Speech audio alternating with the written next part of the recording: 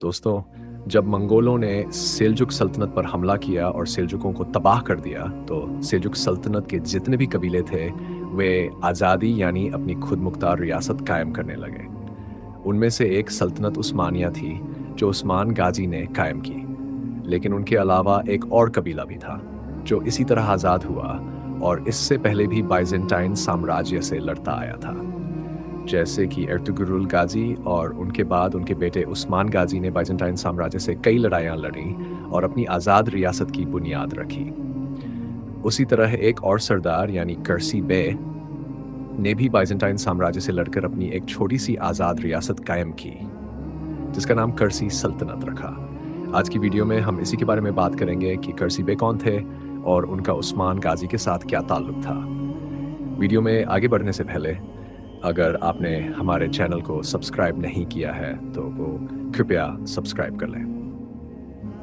दोस्तों, जब मंगोलों का तूफान पूरी दुनिया पर छा रहा था, तभी नयान, जो मंगोलों का ताकतवर सरदार था, उसने हजारों की तादाद में अपने लश्कर के साथ संजोग सल्तनत पर हमला किया। उसने संजोग सल्तनत को शिकस्त दी और पूरी रियासत को तबाह कर दिया।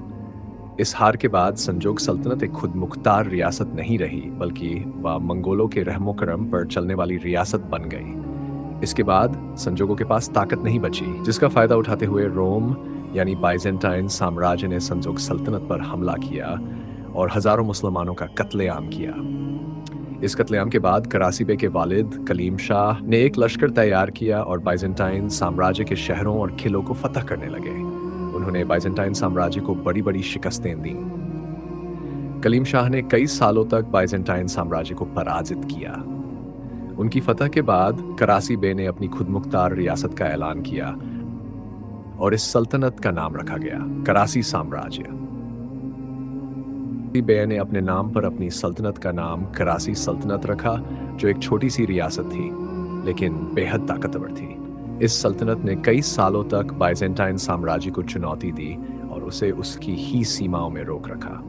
करासी बे ने बाइजेंटाइन साम्राज्य के कई किले फतह कर लिए। करासी सल्तनत की ताकत का बड़ा कारण यह था कि उसके पास समुद्री सीमाओं के साथ एक मजबूत नौसैनिक सेना मौजूद थी। जब मंगोलों ने तुर्कों के बाकी आज़ाद कबीलों पर हमला किया और मुसलमानों का कत्लेआम किया, तब करासी बे ने अपनी सल्तनत के दरवाजे उन तुर्कों के लिए खोल दिए जो मंगोलों के जुल्म के शिकार थे। करासी बे ने उन्हें अपनी सल्तनत में बसाया और मंगोलों को कई बार शिकस्त भी दी। करासी बे के बारे में यह भी कहा जाता है कि वह पहले संजोग सल्तनत के एक प्रमुख सिपह सालार थे, जिनका काम संजोग सल्तनत की सीमाओं की सुरक्षा करना था। करासी बे का खानदान तुर्की की एक बड़ी रियासत दानिशमंद सल्तनत से जुड़ा हुआ था। करासी बे के पिता सुल्तान दानिशमंद की औलाद में से थे। इसी वजह से करासी बे को संजोग सल्तनत में एक वजीर का दर्जा प्राप्त था। लेकिन जब संजोग सल्तनत की खुदमुख्तारी खत्म हो गई, तो करासी बे ने अपनी एक आज़ाद रियासत बना ली। करासी बे ने बाइजेंटाइन साम्राज्य के कई किले और शहर फतह किए और उनकी नौसैनिक सेना को बड़ी शिकस्त दी।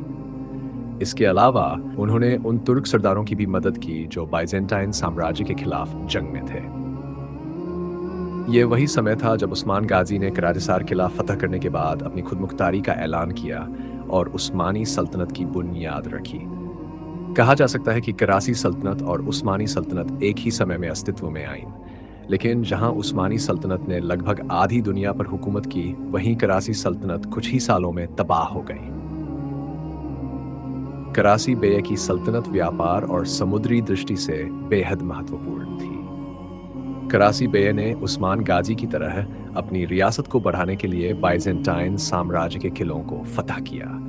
उन्होंने बाइजेंटाइन साम्राज्य को बड़ी बड़ी शिकस्तें दी और इसके अलावा कई तुर्क कबीलों को अपने झंडे तले एकजुट कर लिया, जिससे उनकी फौज की ताकत काफी बढ़ गई।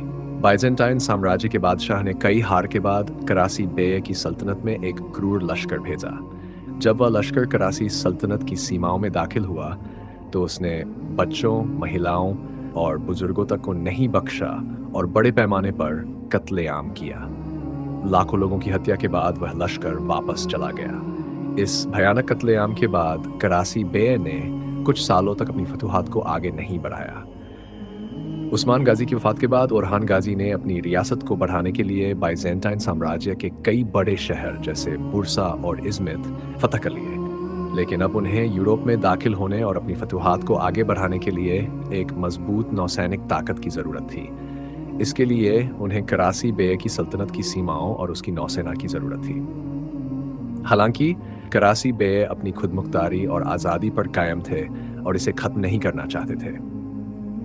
लेकिन करासी बे की मौत के बाद उनके बेटों के बीच सल्तनत के लिए झगड़े शुरू हो गए। इस मुश्किल स्थिति को देखते हुए ओरहान गाजी ने करासी सल्तनत के सरदारों को अपनी रियासत में शामिल होने का प्रस्ताव दिया।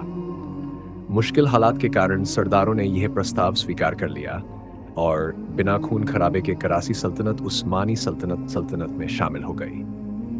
ये घटना उस्मानी सल्तनत के लिए ऐतिहासिक साबित हुई क्योंकि करासी सल्तनत की नौसेना की मदद से उस्मानियों ने यूरोप में प्रवेश किया और कई इलाकों को फतह किया।